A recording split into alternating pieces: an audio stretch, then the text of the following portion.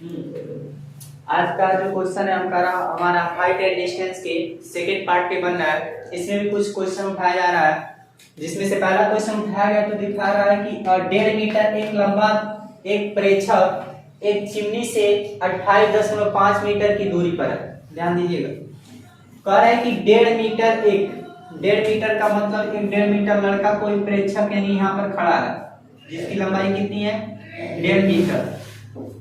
कह ये रहा है कि चिमनी से 28.5 मीटर की दूरी पर है, उसकी आंखों से चिमनी के शिखर का उन्नयन कोण बताइए।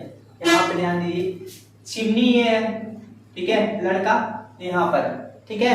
हमसे ये कह रहा है कि अगर यहाँ से यहाँ तक जो दूरी है इसकी 28.5 मीटर है, ठीक है। हमसे क्वेश्चन ये कह रहा है कि बताइए कि ये जो चिमनी है इस चिमनी की लंबाई कितनी है।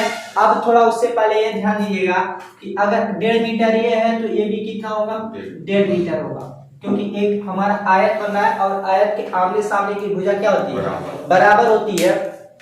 इसमें आप ये लिखेंगे कि आपको AB यानी AB यहाँ से लेकर यहाँ तक जो टोटल दूरी होगी वो कैसे होगी, BE और AE को जोड़कर, BE प्लस AE को जोड़कर, ठीक है। जिसमें से आपको BE की तो वैल्यू पता है लेकिन इसकी AE की वैल्यू पता नहीं है, ठीक है। उसमें आपको एक बात और कहा गया, जब खड़ा होकर देखता है तो उसका उन्नयन कोण, शिखर का उन्नयन कोण 45 डिग्री बता रहा है, यानी यहाँ से यहाँ तक इसका जो कोण है वो कितना है 45 डिग्री है। तो हमको निकालना है बस ये चिमनी की जो ऊंचाई है इसको निकालना है, इसकी हाइट हमको क्या करना है निकालना है।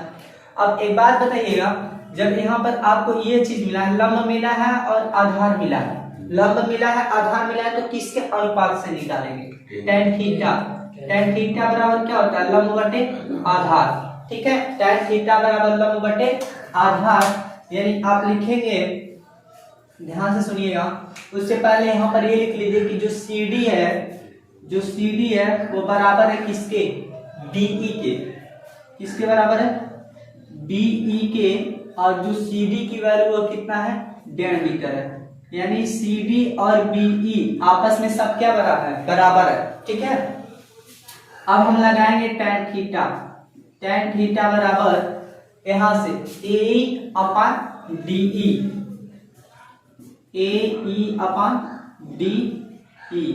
तो tan थीटा की वैल्यू 45 डिग्री, AE की वैल्यू कितना है, AE की वैल्यू ध्यान दीजिएगा, तो AE की वैल्यू अब H यहाँ पर है, AE की वैल्यू H और DE की वैल्यू 28.5। tan 45 डिग्री का जो वैल्यू होता है, tan 45 डिग्री का वैल्यू भाई 1 होता है, कितना होता है 1 होता है, H अपॉन 28 इंटू 5 डिग्री। इसके नीचे अगर 1 मान लेंगे तो आपकी H की वैल्यू कितना आएगा 28.5 आएगा। ये किसकी ऊंचाई है AE की, ठीक है।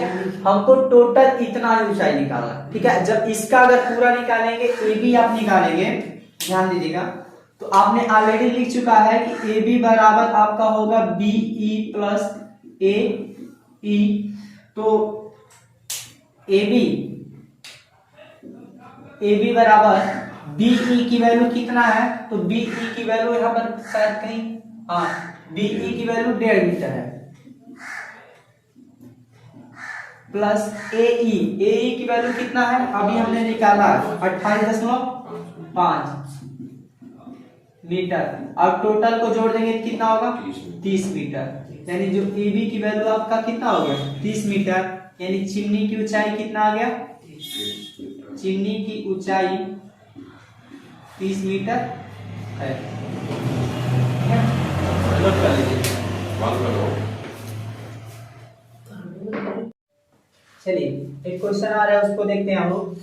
कह रहा है कि क्षैतिज तल पर स्थित एक मीनार की परछाई सूर्य का उन्नयन कोण 60 डिग्री से बदलकर 30 डिग्री होने पर 40 मीटर बढ़ जाता है, मीनार की ऊंचाई क्या थी। ध्यान दीजिएगा, पहले क्या था कि एक मीनार है, मीनार की छाया जो है 60 डिग्री थी, ठीक है, और 60 से बदलकर वो कितना हो रहा है 30 हो रहा है, और 30 होने पर जो इसकी परछाई यानी जो मीनार की परछाई हो कितना 40 मीटर क्या हो जा रहा है, बढ़ जा रहा है। यहाँ से पहले यहाँ तक जो था उसको हमको पता नहीं था, ठीक है, यानी 60 डिग्री पे था, लेकिन जैसे यहाँ से 30 डिग्री पे बढ़ रहा है तो इसकी जो दूरी बढ़ रही है वो 40 मीटर बढ़ जा रही है, ठीक है। अब हमने मान लिया है कि माना मीनार की ऊंचाई कितना है, h है, और जो यहाँ दीजिएगा मीनार की ऊंचाई कितना है, h है, और यहाँ से मीनार की ऊंचाई अगर h है तो यहाँ पे ध्यान दीजिएगा कि जो यहाँ से लेकर और यहाँ तक मीनार से जो पहली परछाई थी उसकी दूरी को हमने x माना है, और मीनार से लेकर टोटल जो दूरी है यहाँ से 40 प्लस x मान लिया गया है, ठीक है। अब ध्यान दीजिएगा हम क्या लिख रहे हैं, माना मीनार की ऊंचाई AB बराबर h और BC यानी पहली परछाई बराबर x, ठीक है, तो पूरी परछाई यानी BD बराबर आपका कितना होगा 40 प्लस h। आपने तीन चीज का, एक तो मीनार की ऊंचाई, पहली परछाई और पूरी परछाई, ठीक है, पूरा हमने कितना माना, एक माना 40 प्लस h, दूसरा x और तीसरा h, ठीक है। अब यहाँ से आप क्या करेंगे कि दो त्रिभुज आपका दिखाई दे रहा है, एक ACB यानी पहला त्रिभुज का लगाएंगे, लिखेंगे त्रिभुज ACB में, त्रिभुज ACB में जब त्रिभुज ACB आप लगाएंगे उसमें क्या लगाएंगे, tan 60 डिग्री बराबर h अपान कितना होगा x, h अपान x। अब क्या है 60 अंश का मान होता है कड़ी में 3, ध्यान दीजिएगा 60 अंश का मान कितना होता है कड़ी में 3। इसके नीचे हम h और इसके नीचे हम कितना मानेंगे 1 मानेंगे, इसका गुणा इसमें करेंगे तो होगा √3x, और इसका गुणा इसमें करेंगे तो कितना होगा h होगा, ध्यान दीजिएगा, इसका गुणा इसमें h और इसका गुणा इसमें ये मिलेगा। अब हम क्या कर रहे हैं, दोनों काम कर ले रहे हैं, एक तो आपका h मिल गया, h बराबर √3x, ठीक है, और दूसरा अगर x का मान निकालना हो तो x बराबर मिलेगा h अपान √3। दो मान यहाँ पर है, एक तो h का और दूसरा x का, दोनों को में से जो जिसका जरूरी पड़ेगा हम लोग उसी को रख लेंगे। आगे देखिए, अब यहाँ पे जो बड़ा वाला त्रिभुज है ADB यानी लिखेंगे त्रिभुज ADB में, त्रिभुज ADB में tan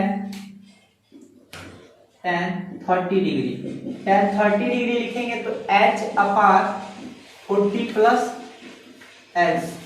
अब tan 30 अंश का मान कितना होता है तो 1/कड़ी में 3 h अपान 40 प्लस h। ध्यान दीजिएगा, यहाँ पे इसका गुणा इसमें कर देंगे तो मिलेगा क्या 40 प्लस h मिलेगा, और इसका गुणा इसमें करेंगे तो √3h। अब यहाँ से आप किसकी वैल्यू पुट करना चाहते हैं थोड़ा ध्यान दीजिएगा, अगर हम x का वैल्यू रख दे रहे हैं यहाँ से, यानी लिखेंगे 40 प्लस x का मान h प्लस h/कड़ी में 3 बराबर कड़ी में 3h, ये चीज पूरा प्लस में, प्लस को जब उधर भेजते हैं तो क्या जाता है माइनस, यानी 40 बराबर कड़ी में 3h माइनस h/कड़ी में 3। कोई दिक्कत, चलिए आगे देखते हैं। तो 40, अब यहां से जब इसका गुणा इसमें करेंगे, इसके नीचे 1 मानेंगे, इसका गुणा इसमें करेंगे यानी कड़ी में 3 का गुणा कड़ी में 3 में करेंगे तो कितना हो जाएगा 3h। 1 का गुणा h में करेंगे तो कितना होगा h, और कड़ी में 3 का गुणा 1 में करेंगे तो कितना होगा कड़ी में 3 बराबर 40, ठीक है। अब यहाँ से 3h में से 1h घटाएंगे तो कितना मिलेगा 2h, कड़ी में 3 बराबर 40। अब ये बताइए भाग में इधर जाएगा क्या हो जाएगा पूरा होगा, यानी 2h बराबर 40 कड़ी में 3, ये भाग में था इधर भेजे तो पूरा होगा ना, तो गुणा उसके पास जाएगा, ये गुणा इधर जाएगा क्या हो जाएगा भाग, यानी h बराबर 40 कड़ी में 3/2, और 2 से इसको काटेंगे तो h बराबर कितना आएगा 20 कड़ी में 3, यानी जो मीनार की ऊंचाई और कितनी है 20 कड़ी में 3 है। नोट करिए।